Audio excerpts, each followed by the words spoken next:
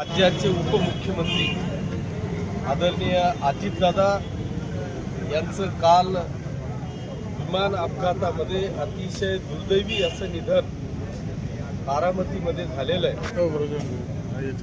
त्या कारणास्तव आज सर्व पक्षीय या ठिकाणी सामूहिकरित्या श्रद्धांजली वाहण्याचा कार्यक्रम आयोजित केलेला होता, परंतु प्रत्येकापर्यंत तो विषय न पोहोचल्यामुळे तो मर्यादित राहिलेला आहे। त्यातच आज मी पाचोरा वासियांचे मनापासून आभार मानेल की त्यांनी या दुखवटानिमित्त आज पाचोरा शहर बंद केलेलं आहे।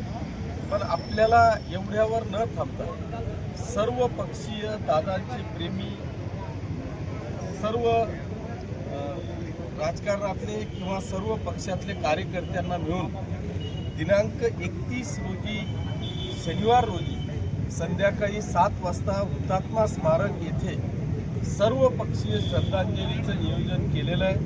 मी या मतदारसंघाचा आमदार म्हणून पाचोरा तालुक्यातल्या तमाम दादा प्रेमींना, सर्व पक्षीय जनतेला आव्हान वजा विनंती करतो की आपण सगळ्यांनी जास्तीत जास्त संख्येने या शोकसभेसाठी हुतात्मा स्मारक येथे हजर राहावं अशी आग्रहाची विनंती।